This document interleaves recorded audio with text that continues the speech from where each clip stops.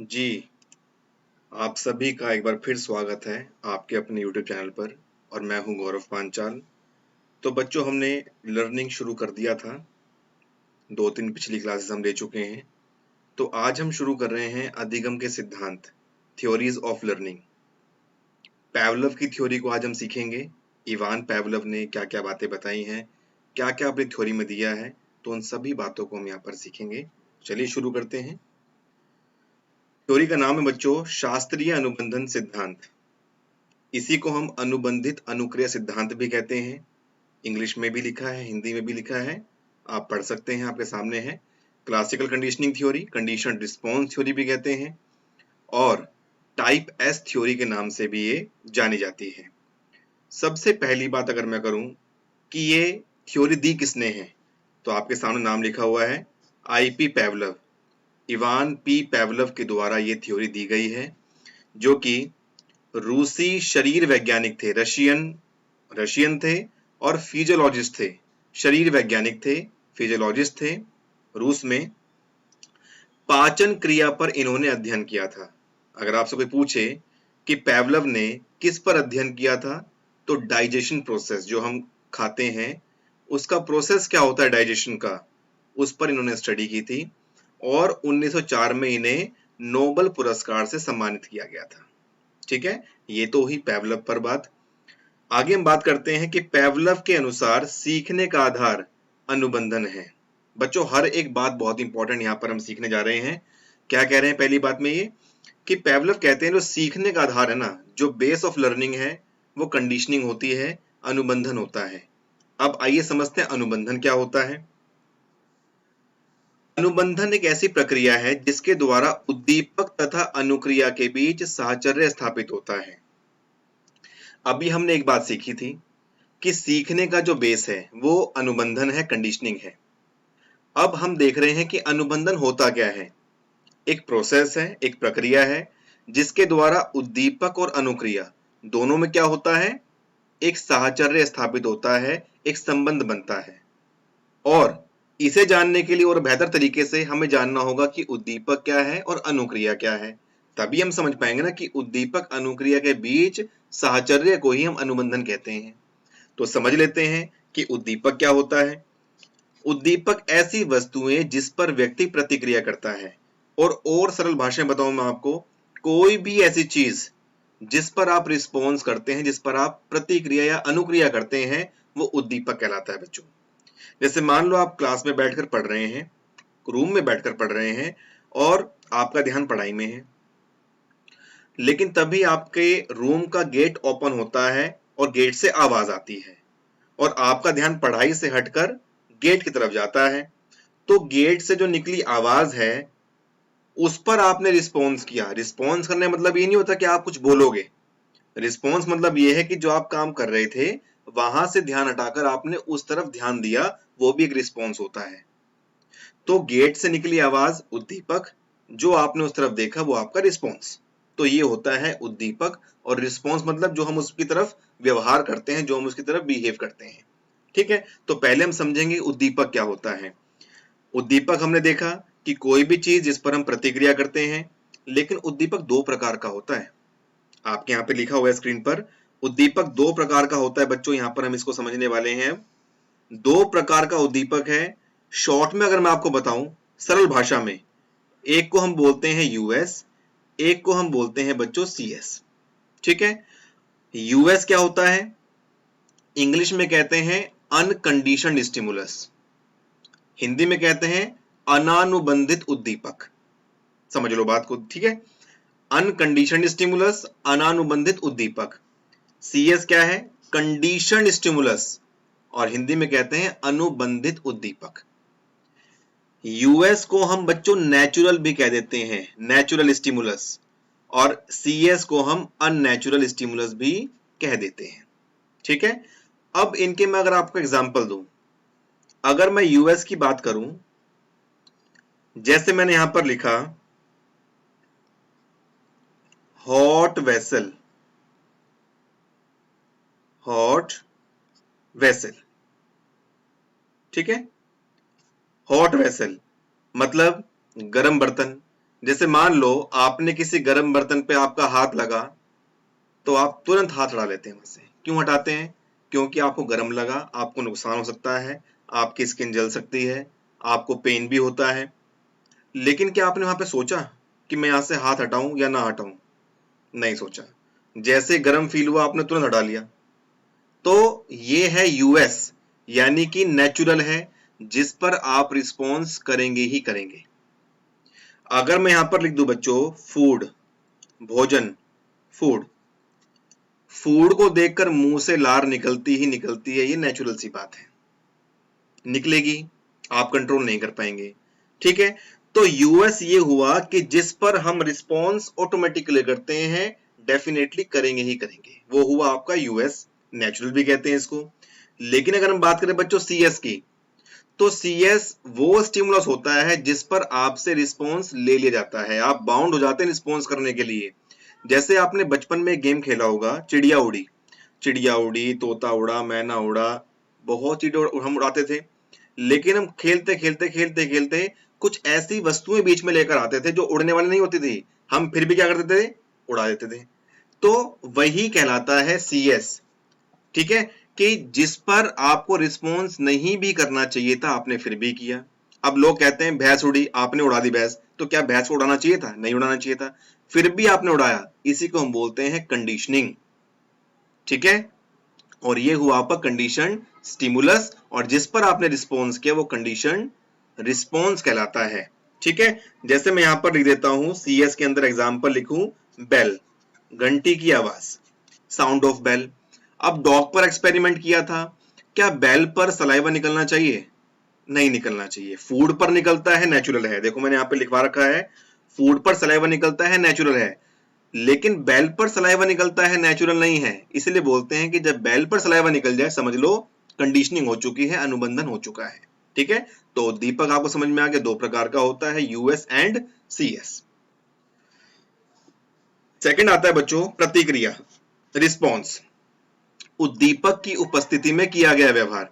जो भी आप व्यवहार करते हैं, जैसे गेट ओपन हुआ आपने देखा, तो बस वही आपका रिस्पॉन्स कहलाता है।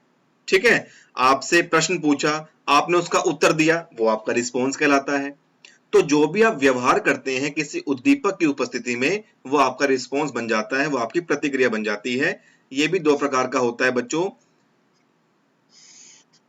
एक होता है यूआर और एक होता है सीआर, अनकंडीशनड रिस्पॉन्स, और ये होता है कंडीशनड रिस्पॉन्स।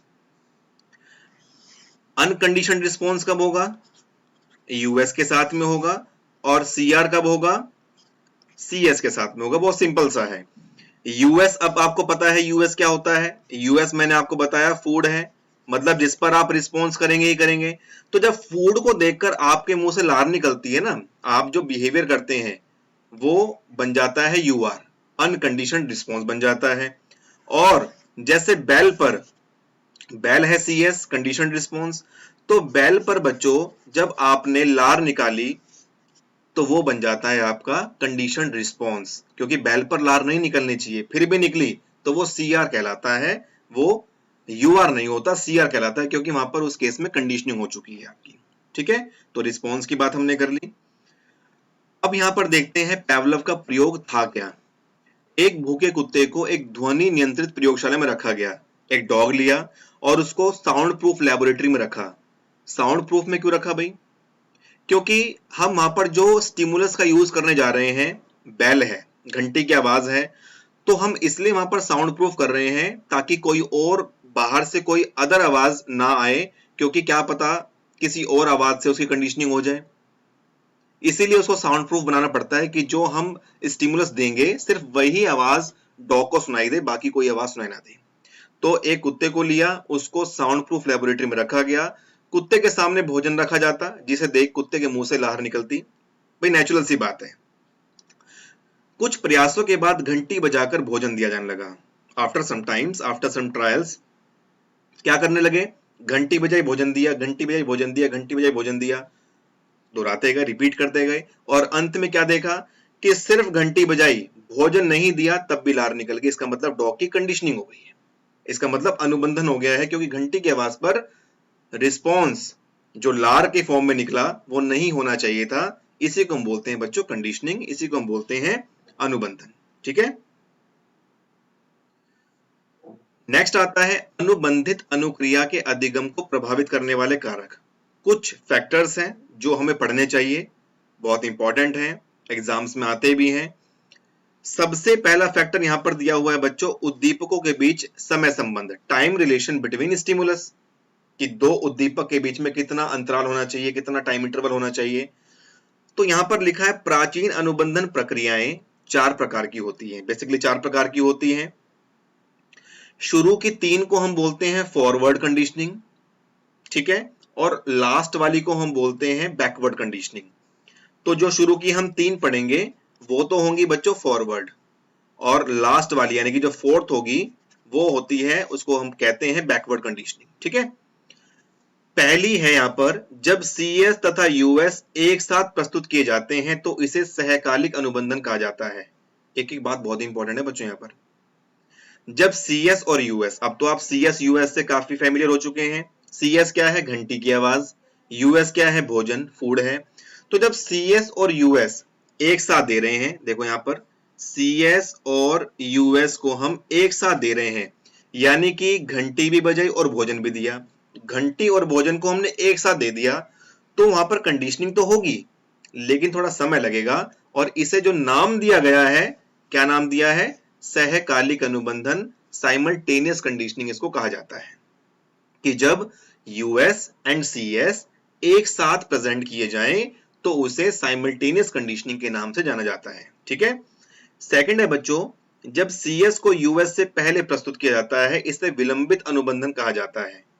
सबसे बेस्ट तरीका ये होता है कंडीशनिंग करने का, कि जब CS को US से पहले, यानी कि CS क्या है, घंटी की आवाज, तो घंटी पहले बजाओ और US भोजन आप बाद में दो। घंटी बजाओ भोजन दिया, घंटी बजाई भोजन दिया, घंटी बजाई भोजन दिया, तो ये प्रक्रिया सबसे अच्छी होती है कंडीशनिंग करने के लिए।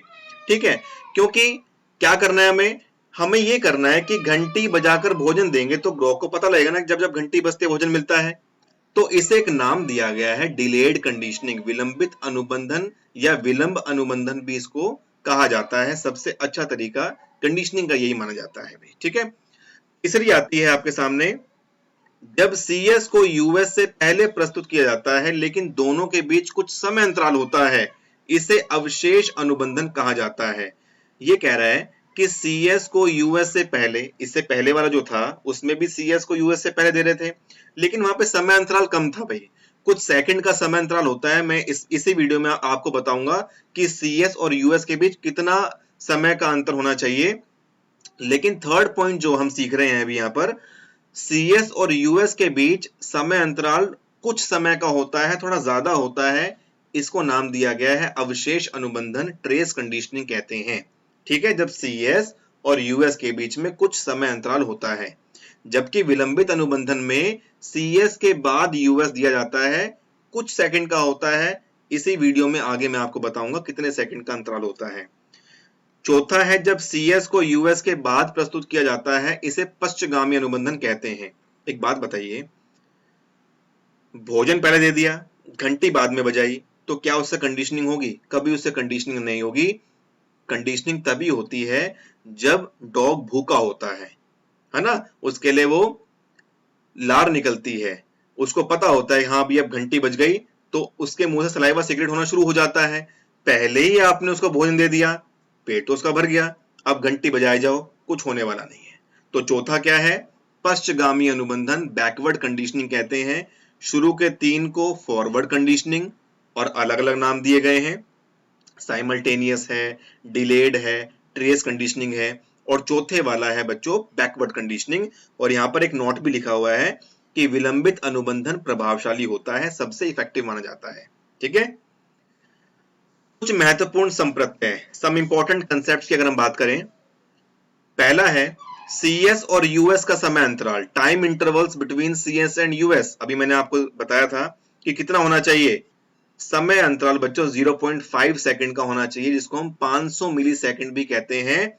CS और US के बीच समय अंतराल 0.5 सेकंड का होना चाहिए। यही होता है डिलेड कंडीशनिंग, विलंबित अनुबंधन। और अगर इससे ज्यादा समय हुआ तो वो ट्रेस कंडीशनिंग कहा जाएगा। ये बात आप ध्यान रखना भाई, ठीक है। पहली बात समझ में आ गई। दूसरी बात है उद्दीपक सामान्यीकरण, स्टिमुलस जनरलाइजेशन। होता क्या है, चलो सेकंड और थर्ड हम एक साथ समझते हैं। उद्दीपक विभेदीकरण, स्टिमुलस डिस्क्रिमिनेशन। जैसे मान लो कोई बच्चा स्कूल में आया, नया नया बच्चा है, और एक टीचर ने उसको पीट दिया। अगर उस बच्चे के मन में ये आ रहा है कि भाई यहाँ तो सारे टीचर ऐसे हैं, सारे ही पीटेंगे मुझे, तो इसका मतलब वो बच्चा सामान्यीकरण कर रहा है। पीटा तो एक टीचर ने है, लेकिन उसने सामान्यीकरण कर लिया, जनरलाइजेशन कर लिया कि सारे ही टीचर मुझे पीटेंगे भाई, सारे ही टीचर यहाँ पे मुझे ऐसे लग रहे हैं कि जैसे पीटने वाले हो। अब ये तो हुआ सामान्यीकरण। लेकिन अगर वो बच्चा सोचता है नहीं, जिसने मुझे मारा है बस वही टीचर ऐसे हैं, बाकी टीचर ऐसा नहीं है, तो वो हुआ विभेदीकरण, जब अंतर करता है। जैसे हमारे मन में, कईयों के मन में धारणा होती है कि सारे पुलिस वाले एक जैसे होते हैं। ये एक धारणा बनी हुई होती है लोगों के अंदर कि सारे पुलिस वाले एक जैसे होते हैं। क्यों? क्यों कभी ना कभी उनके साथ में कुछ ऐसा गलत व्यवहार, कुछ गलत हुआ होगा, तो उस व्यक्ति के मन में एक धारणा बन गई कि सारे ही पुलिस वाले जैसे हो गए। इसका मतलब गलत तो एक ने किया, और धारणा क्या बना ली कि सारे पुलिस वाले। इसका मतलब वो व्यक्ति कर रहा है उद्दीपक सामान्यीकरण। और अगर वो ये सोचता है कि नहीं, जिसने मेरे साथ गलत किया था सिर्फ वो पुलिस वाला ऐसा था, बाकी तो अच्छे भी होते हैं, तो ये होता है बच्चों विभेदीकरण। उद्दीपक विभेदीकरण कहलाता है, स्टिमुलस डिस्क्रिमिनेशन कहलाता है। ठीक है, दोनों में अंतर आपको समझ में आ गया होगा। जब हम एक की वजह से सभी को एक तराजू में तोलते हैं वो जनरलाइजेशन कहलाता है, और जब हम अंतर करते हैं, नहीं भाई ये ऐसा नहीं है, ये ऐसा है, तो जब हम व्यक्तिगत के आधार पर जब हम चीजों को देखते हैं तो वो होता है डिस्क्रिमिनेशन, विभेदीकरण कहलाता है। चौथा आता है बच्चों विलोपन, एक्सटिंक्शन। जब सीएस के बाद यूएस नहीं दिया जाता तो अनुबंधन समाप्त हो जाता है।